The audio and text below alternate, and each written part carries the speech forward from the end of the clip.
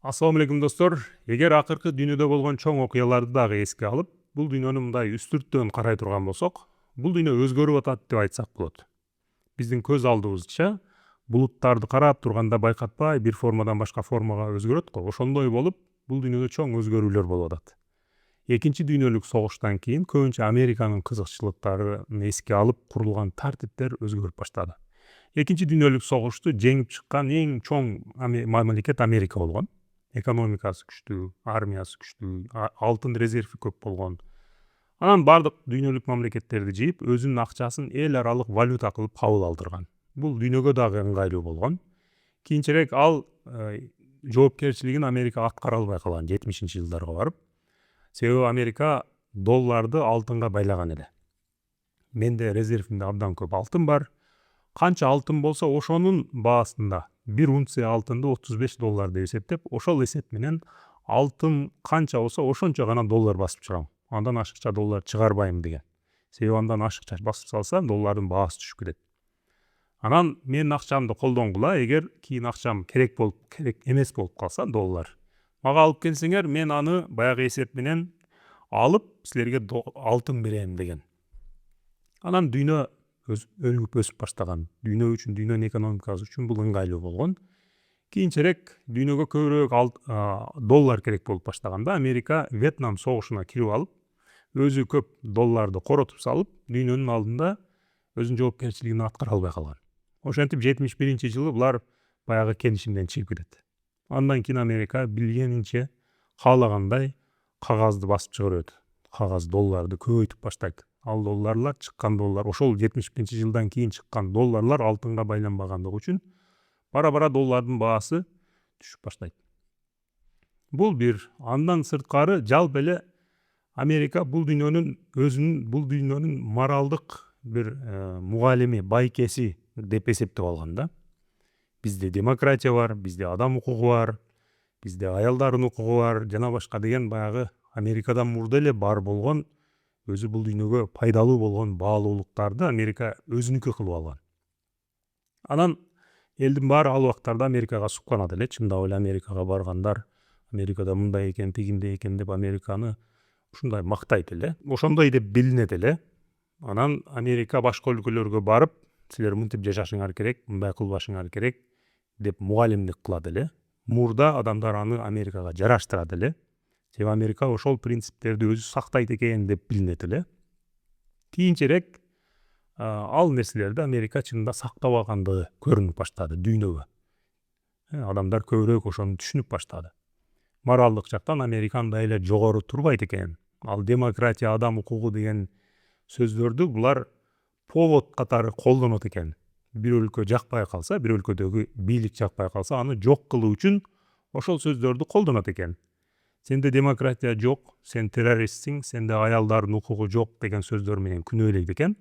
Чынында Американын иши дагы жок. Ал жерде демократия барбы, аялдардын укугу барбы, адам укугу барбы, бир грамм иши жок. Американын материалдык бир кызыкчылыгы бар ошол өлкөдө. Ошону алуу үчүн бул сөздөрдү, бул кооз сөздөрдү колдонгонун эл баары көрүп баштады. Иракта бул болду, Ливияда болду, Сирияда болду, азыр Иранда болуп атат. Ошентип баягы бул дүйнөнүн шефи моралдык жактан өзүн түгөттү. Айрыкча Эпштейн окуялары буга бир чоң жирный точка койду. Биз билген батыш өлкөлөрүн башкарган адамдар, Америка, Европа, көбүнчө алар эле эмес, алардын достору болгон кээ бир чыгыш мамлекеттердин дагы адамдары, булар Эпштейндин достору болуп чыгып атат. Эпштейндин менен бирге алардын кылган кылык жоруктарын алар даже бизге көрсөтө албай жатат. Ушунчалык жаман, ушунчалык ыплас иштерди кылышкан. Белгилүү бир файлдар чыкты. Ал файлдарда дагы бардык ошол иштерди кылган, кылмыштарды кылган адамдардын дээрлик баарынын аттарын кара менен жаап салышкан. Көрсөткөндөн уялып атышат. Сүрөттөрдүн, видеолордун үстүн кара менен тосуп койгон. Ошентип чыкты, чыккан бөлүгү. Анан анын 3/4 дагы чыга элек. Ал 3/4 демек ушунчалык жаман иштер бар, ушунчалык адамдарга көрсөтө албай турган деңгээлде бир нерселер бар. Ошон үчүн чыгарбай атышат. Эгер өзүнө ишенгенде анын баарын чыгармак. Ошентип мына бизге келип демократия, аялдардын укугу, үй бүлөлүк баалуулуктар, деп мугалимдик кылган, бизге моралдык жактан өзүнүн үстүнө коюп, бүткүл дүйнөгө кантип жашаганды үйрөткөн мамлекеттин башчылары элитасы Эпштейн менен бир аралда билгенин жеп жүргөн экен да. Эми биз аны жөн эле жек көрүү, алардын ошо моралдык жактан начар экендигин түшүнүп эле аларды жок кылып салбайт да, туурабы? Эми алар баары бир күчтүү деп билет элек да. Алар күчтүү болгондугу үчүн баары бир билгенин кылып атат деп билет элек. Ошол жер, ошол күчү азыр Иранда келип такалып калды. Ал өлкө, ошол чоң империя биз ойлогончалык андай эле күчтүү эмес экендиги көрүнүп калды. Мисалы азыр Иракты бомбалоо үчүн ракеталары бүтүп калыптыр. Иракты бомбалоо жана Ирактын баллистикалык ракеталарын асманда тоскон алардын ал деле ракета да, ошолор бүтүп калыптыр. Трамп бийликке келгенде мен согушам деп келген да. Себеби ар бир мамлекеттин коргоо министрлиги болот. Анын атайы аны коргоо министрлиги деп атайт да. Мисалы силер, мен кичинекейимде каратеге барганымда ал жерде тренер айткан: сен бул жерде силер балдар, силер муну үйрөнгөн, бул жерде үйрөнгөнгөрдү көчөдө чыгып бирөөлөргө кол салуу үчүн эмес, силерге бирөө кол салса коргонуу үчүн колдоносуңар деген. Ошондой эле максатта бул министрлик армияны коргоо министрлиги деп аташат баардык мамлекеттер. Трамп бийликке келгенде эле коргоо министрлигинин атын согуш министрлиги деп өзгөртүп салды. Мен согушам деп келген да ал бийликке. Ошо согуш министри Ирандагы окуя боюнча Трампка туура эмес маалыматтарды берген экен. Анан ошого бир жыйында Трамп кыжыры келип аны урушуптур. Эмне үчүн мага туура эмес маалымат? Эмне үчүн биздин ракеталарыбыз бүтүп калды деп айткан. Себеби алар баары Трамп ишендирген. Оңой эле болот, биз жеңебиз, биз күчтүүбүз, биз мындайбыз, тигиндейбиз деп. Трамп толук маалыматы жок эле бул согушка кирген да. Согуштан алдын Нетаньяху, Израилдин премьер-министри, Америкага барып, Трамптан мындай бир комнатага отуруп, Трампка бир презентация кылыптыр.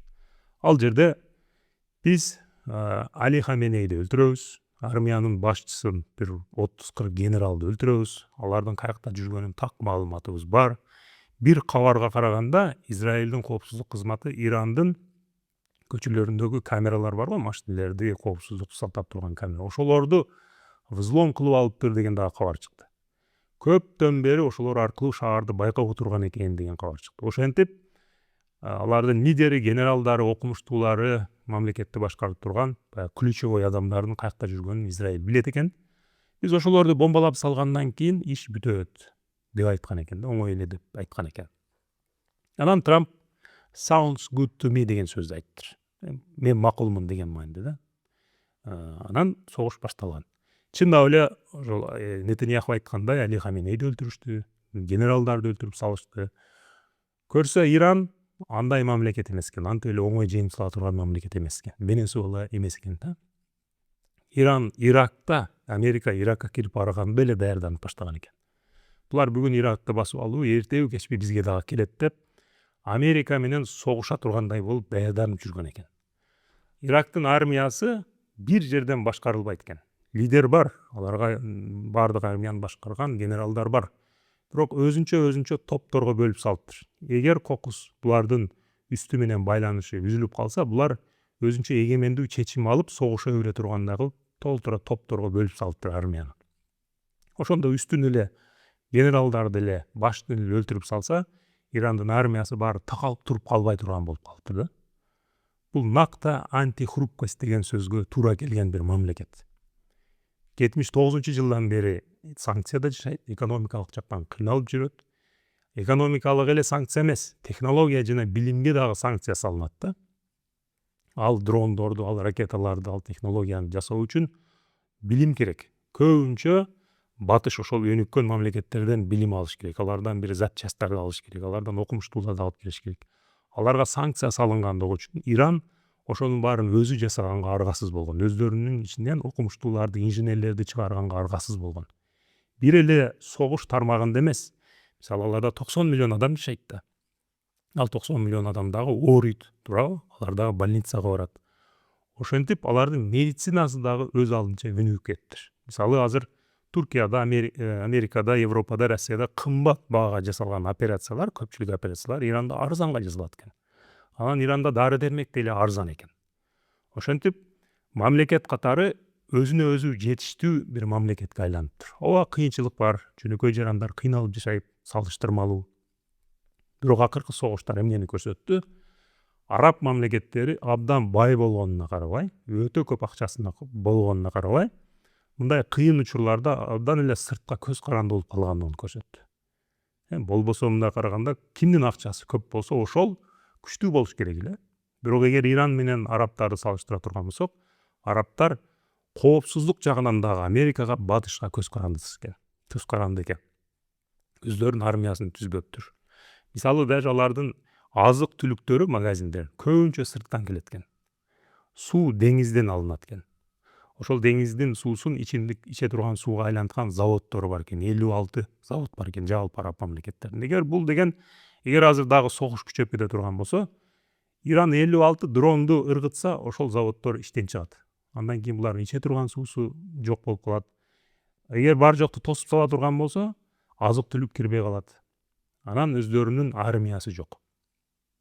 Бай, бирок абдан хрупкий мамлекет экен арабтар. Бул жакта санкциянын астында жашайт, экономикалык жактан кыйналып жашаганы менен өзүнө өзү жетиштүү кыйналган, бирок анти хрупкий бир Иран бар да. Ошол Иранга келип, ал Америка, империя, чоң империя келип туруп башы менен сүздү да, бетонду сүздү. Ушул согуш биздин Американын андай эле күчтүү эмес экендигин көрсөттү. Эпштейн файлдары жана Газада болгон кыргын буларга абдан чоң бир имидж жактан чоң сокку урду да батышка. Себеби Украинада орустардын бомбалары кээде мындай үйлөргө түшүп, жөнөкөй жарандар өлгөн учурда булар абдан катуу ызы чуу салып атышкан. Күн сайын журналисттер эметип, ошентип Путин азыр кээ бир өлкөлөргө барса камала турган кылып, эл аралык сот менен Путинди эметип салышкан, соттоп салышкан. Бирок Газада түз эфирде кыргын болду да. Газада Израилдин армиясы, солдаттар кээ бир жардырууларды видеого тартып, тез интернетке жүктөп атышты. Элдин баары күн сайын жаңы видеолорду көрүп атты. Ошолорду жардырып атканда күлүп, анан алардын жарандары бир тоого чыгып, ошону кантип жардырып атканын тамаша кылып, кээ бирөөлөр өзүнүн аялына мына мен сен үчүн могул имаратты жардырып атам деген видеолорду арнап, ошондой иштер кылып, миңдеген жаш балдар, аялдар өлүп атат, күн сайын өлүп атат. Баягы Орусияга ызы чуу салган лидерлер Америкада жана батышта бул жерде оозу мурду жабылып отуруп калды да. Ошондон кийин азыр биз эле эмес, алардын өздөрүнүн жарандары дагы, Американын, батыштын өздөрүнүн жарандары дагы көпчүлүгү ал элитага азыр кыжыры келип турган учур. Алар кабыл албай коюшту. Алардын өздөрүнүн ичинде азыр ички реформа жүрүп аткан учурда. Бул сөзсүз эле ал империялардын, Америка деген империянын кулашын алып барыш керек деген мааниде эмес. Анын ичинде бир реформа болуш керек, ал элиталардын жок болушу керек деген мааниге келип атат. Ошондой түрткүгө, адамдардын аң сезиминдеги түрткүгө Эпштейн файлдары, Газа кыргыны жана Иран согушу азыр чоң себеп болду достор. Бул эми каяка алып барат, аны билбейбиз. Азыр бирок Америкада өзгөрүү болуп баштады десек болот. Мисалы 10 жыл мурда Нью-Йорктун мэри мусулман болот десек, эч ким ишенбейт эмес. Андай нерсе мүмкүн эмес эле. Азыр мына Мамдани деген бирөө келди. Ал киши беле мүмкүн кийинчерээк ошолор менен байланыш болуп чыгышы мүмкүн. Бирок аны колдогон адамдардын көз карашы өзгөргөнүн көрсөтүп атат да. Колдогон адамдар жаңылган болуп калышы мүмкүн. Туура эмес адамга добуш берип койгон болушу мүмкүн. Бирок алардын көз карашы мусулман болсо деле боло берет деген элдин добуш берген адамдардын пайда болгонун көрсөтүп атат. Жакында дагы Абдул Саид деген египеттик бир араб киши чыкты. Бир жигит чыкты, абдан харизматичный бир саясатчы чыкты. Ал дагы ошо AIPAC колдогон, еврейлер колдогон, еврей лоббиси колдогон бир кандидатты жеңип, азыр саясатка кирди. Ага дагы эл добуш берип атат да. Демек ал жерде адамдардын, жаштардын жаңы муунун көз карашы өзгөрүп атат. Ушундай өзгөрүүлөр болуп атат. Анын сыртында Америкада дайыма республика жана демократ деген эки эле партия бар. Ошол экөө дайыма бир шайлоо театры уюштурат. Кээде бул келет, кээде бул келет. Анан адамдардын ичиндеги пар чыгат да. Биз жеңдик. Бирок результат өзгөрбөйт.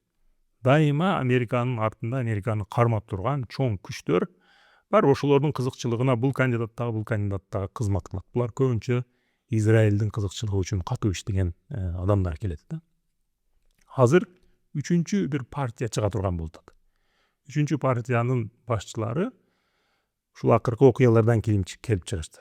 ошол Газада кыргын болуп атканда алардын көз карашы өзгөрдү. Алар уже башкача сүйлөп башташты. Израилди башта критика кылгандан коркуп, бирок кийин катуу критика кылып башташты. Эпштейн файлдарында алар дагы абдан кыжыр келди. Ал жөнүндө дагы көп айтып атышат. Иран согушуна такыр каршы, Израилге Американын мынчалык жардам берүүсүнө алар такыр каршы. Ошондой болгон бир топ азыр 3-чү партияны курганга аракет кылып атышат. Алар канчалык ийгиликке жетет, алар канчалык күчү жетет буга, аны азырынча айта албайм. Бирок Американын ичинде, Американын коомунда, батышта жалпы эле ушундай бир өзгөрүүлөр болуп атат. Бул астынан үстүнө карай бир өзгөрүү келе жатат да. Үстүндө дагы эле баягы абдан күчтүү, абдан көп акчаларды кармаган бир элита отурат. Алар эми астынан келе жатканын сезип атышат, бирок аларга чейин жете элек. Бул ага жетеби, бул канча убакытта ал өзгөрүүлөр болот, аны айтуу абдан кыйын. Бирок ушундай өзгөрүүлөр болуп баштады. Бул өзгөрүүлөргө Иран катуу себеп болуп атат. Ошон үчүн Ирандын бекем туруусу өтө маанилүү да. Иран азыр Америка менен согушпай атат. Американы колуна алып алган бир уч Эпштейндин достору менен согушуп атат деп айтсак болот. Ошон үчүн бул Иран жана Иранды колдогон күчтөр бекем туруш керек, дагы жыгылбаш керек достор. Бүткүл дүйнө азыр мына кыжыр келип атпайбы бизге окшоп эле, Газада болгон кыргындын айынан, Эпштейндин айынан жөн эле турган мамлекеттерге барып, сен мага жакпай калдың, сенде демократия жок экен, сенде адам укугу жок экен деген жалган эле себептер менен чынында аларга анын нефти керек, анын ресурстары керек да. Ошентип биздин көз алдыбызча эки жүздүүлүк кылып, акыйкатсыз иштерди кылып аткан чоң күчтөргө биздин кыжырыбыз келип атпайбы? Ошол эле нерсе Американын ичиндеги, Американын элдеринде дагы болуп атат. Ошон үчүн мен муну бул жерде айткан сөздөрүмдү мындай батыш душмандыгы катары көрбөшүңөр керек да. Мен мисалы Америка же батыш элдерине, алардын маданиятына каршы эмесмин. Аларды кармап алган абдан таасирдүү күч, бир уч элитага каршымын да. Ошолордун айынан азыр дүйнөдө мындай акыйкатсыздыктар болуп атат. Ушундай кыскача айтканда ушундай өзгөрүүлөр болуп атат. Силер кандай деп ойлойсуңар достор? Силердин оюңар кандай? Силер эмнелерди байкап атасыңар? Мен айткан сөздөрүм жөнүндө силердин пикирлериңер кандай? Ылдырга жазгыла. Анан мен Инстаграмда дагы акыркы убактарда тез видео чыгарып атам, кыска видеолор чыгарып атам. Эгер колдонсоңор ал жактан дагы жазылып койгула достор. Анда кийинки видеолордо жолукканча аман болгула.